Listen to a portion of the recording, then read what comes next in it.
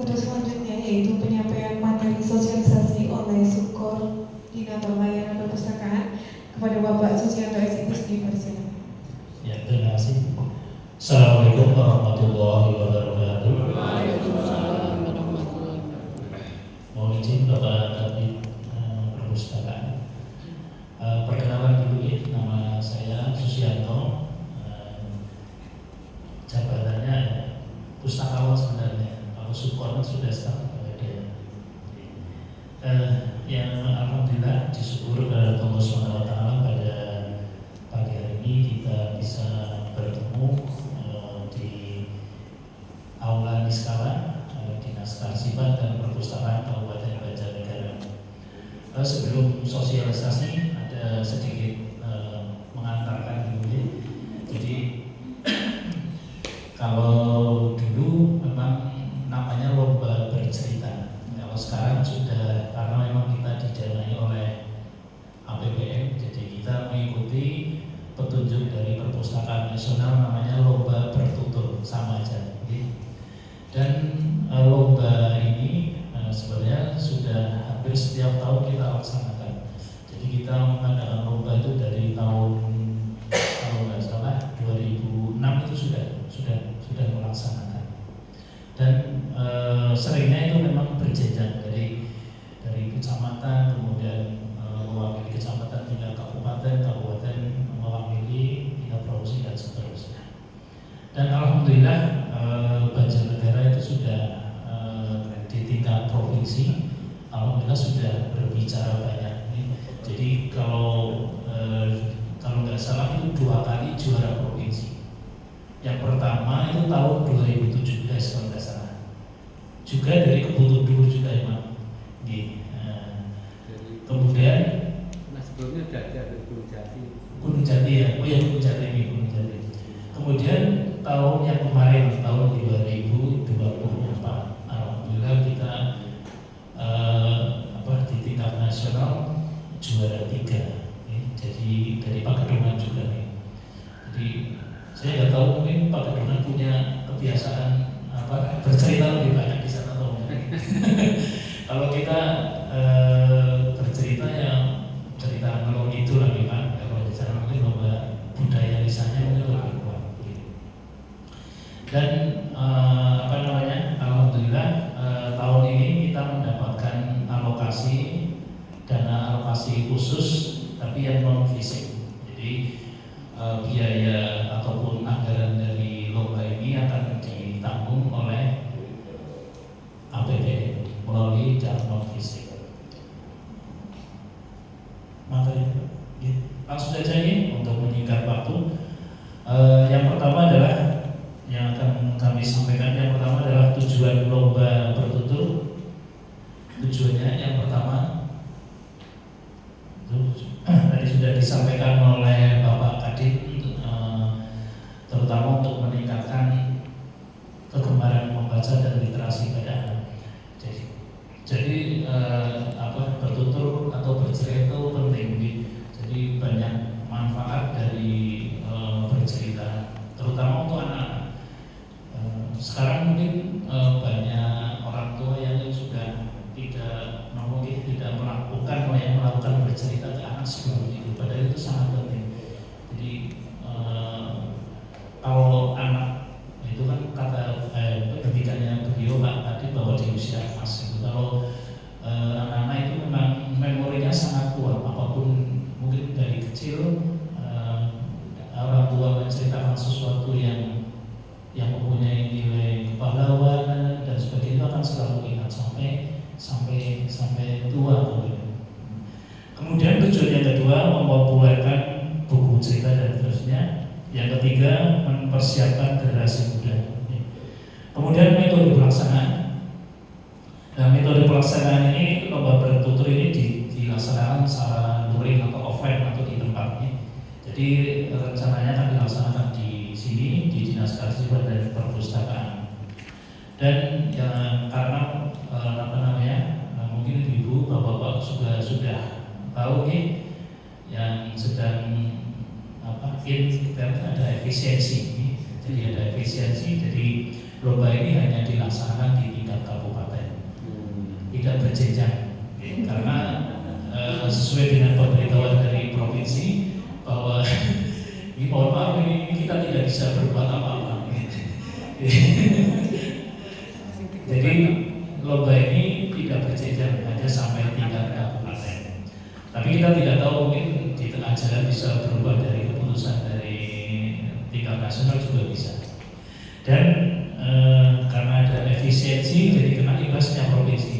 Jadi ada penghapusan lomba bertutur di tingkat provinsi. Jadi sekali lagi saya tekankan bahwa lomba ini hanya sampai tingkat kabupaten. Sudah bisa dipahami nih alasannya dan sebagainya. Kemudian peserta lomba ini yang pertama siswa kelas SD atau MI negeri ataupun swasta kelas 4 dan atau kelas 5 pada tahun pelajaran 2004 dan 2025. Kemudian karena kita didanai oleh APBN, jadi secara target juga kita berubah. Jadi kalau kemarin yang dari APBD atau dibiayai oleh anggaran daerah mungkin sekitar 20 peserta. Dan tahun ini karena kita didanai oleh APBN, pesertanya jadi 60, ya, 60 targetnya 60 peserta. Dengan rincian yang pertama adalah peserta dari SD itu berjumlah 2 orang, dan merupakan juara 1 dan 2 hasil seleksi tingkat kecamatan. Kalau kemarin kan hanya juara 1 ya, kalau tahun kemarin. Nah kalau tahun ini untuk peserta dari SD silakan dari tiap kecamatan mengirim 2 orang, maksimal 2 orang. Bisa putra putri, bisa putri putri, bisa putra putra, tidak dibatasi.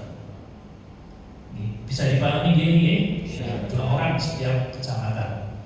Kemudian peserta dari MI sebanyak 1 orang, 1 siswa.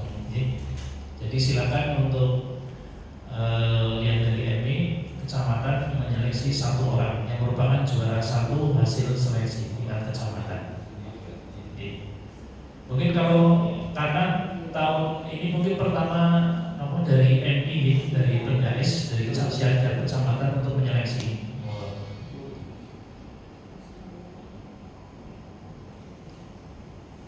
Jadi sekali lagi untuk peserta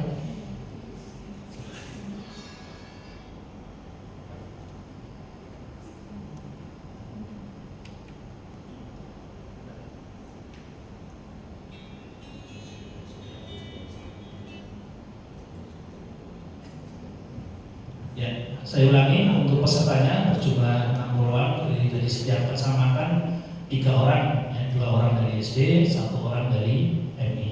Itu boleh negeri atau swasta. Ya. Kemudian untuk anak itu diharapkan memiliki pengalaman membaca secara baik, sekurang-kurangnya 5 judul. Itu mungkin sudah bisa dipahami. Kemudian menunjukkan surat keterangan dari kepala sekolah ataupun masing-masing tentang yang bersangkutan memenuhi persyaratan atau prosedur untuk mengikuti lomba. Jadi nanti ada surat keterangan atau rekomendasi dari sekolah untuk mengikuti lomba. Kemudian materi lomba, ya, karena kita didorong dari pusat bahwa setiap kegiatan itu memang kita diharapkan memunculkan lokal konten atau kekhasan dari masing-masing daerah, termasuk juga ini materi lombanya. Yang pertama, materi lomba adalah cerita rakyat yang bermuatan lokal yang mengandung nilai perjuangan, kepahlawanan atau legenda, tidak diperkenankan berupa cerita tokoh binatang atau fabel yang melambangkan karakter bangsa, seperti sikap nasional, jujur dan seterusnya. Kemudian materi cerita atau isi buku yang dipilih adalah yang tidak mengandung sara, sara suku, agama dan ras. Kemudian pornografi, dan kekerasan. Jadi nanti ibu-ibu nanti yang dari yang cerita yang dipilih agar diedit dulu, kemudian dihilangkan unsur-unsur yang tadi ada sara, kemudian kekerasan dan pornografi. Kemudian dalam bercerita itu bahasa yang digunakan adalah bahasa Indonesia ataupun materinya adalah cerita bahasa Indonesia. Kemudian peserta dapat menggunakan alat peraga secara mandiri di atas panggung. Alat peraga yang dibawa hanya terbatas pada alat hukum cerita dan bukan sebagai dekorasi panggung. Jadi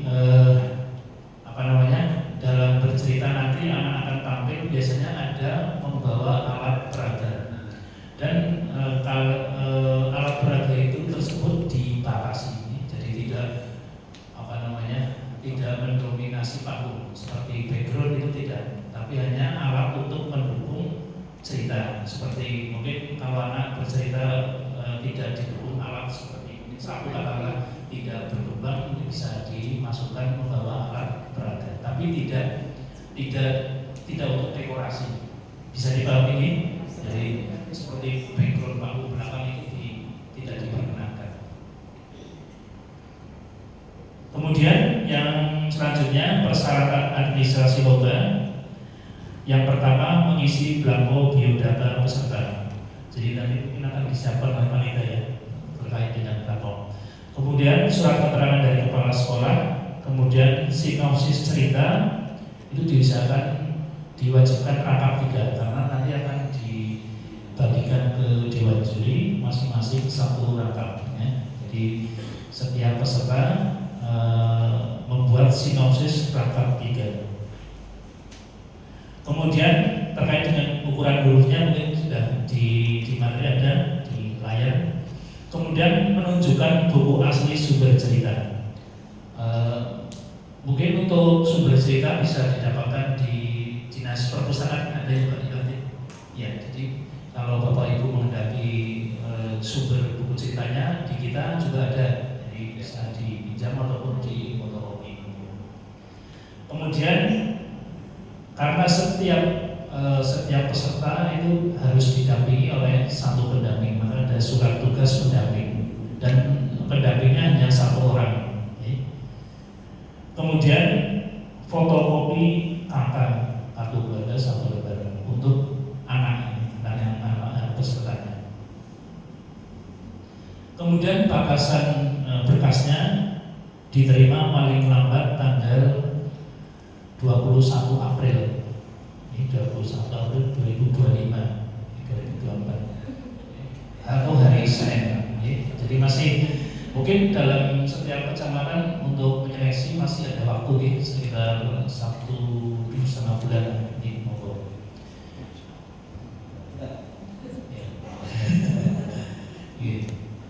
Kemudian untuk selanjutnya komponen penilaian. Jadi nanti disampaikan ke sekolah-sekolah bahwa komponen penilaian yang pertama adalah penampilan dari peserta. Jadi lebih diketatkan kepada penampilan peserta pada saat bercerita di panggung. Ini bisa dipelajari banyak sumber yang kita cari ya, kita dapatkan di YouTube ataupun di buku juga banyak teknik-teknik bercerita. Kemudian yang kedua teknik bercerita, cara berceritanya. Jadi ini unsurnya ada volume peserta, seperti apa, kemudian suara, diksi, tempo dan kecepatan serta proyeksi dalam pemasangan panggung. Jadi sudah teknis ini. Kemudian yang ketiga penguasaan materi. Ini peserta diharuskan menguasai materi dan menghayati cerita. Jadi nanti dalam penampilan itu diusahakan sesuai dengan apa yang ada di sinopsis. Kemudian tambahannya adalah alat peraga yang tadi saya sudah sampaikan tidak dinilai secara terpisah. Jadi maksudnya peraga itu tidak mempengaruhi penilaian. Jadi membawa peraga ataupun tidak itu tidak berpengaruh. tahun. Jadi nanti penilaiannya di penampilan peserta. Kemudian ilustrasi seperti menyanyi, ketawa dan lain sebagai pemanis, monggo untuk diatur baik-baiknya. Kemudian yang aspek komponen penilaian yang selanjutnya adalah kemampuan atau keterampilan peserta. Terus kemudian ada teknik penilaian. Yang pertama adalah teknik pengundian peserta. Jadi nanti sebelum pelaksanaan akan dilaksanakan technical meeting dan dilaksanakan oleh panitia. Kemudian teknik penampilan peserta. Ini nanti penilaiannya, nanti teknisnya. Yang pertama, peserta akan dipanggil berdasarkan nomor urut undian. Kemudian nomor undian peserta agar dipasang di dada sebelah kiri dengan jelas dan baik. Jadi nanti akan oleh panitia setiap peserta akan diberi nomor dada untuk dipasang.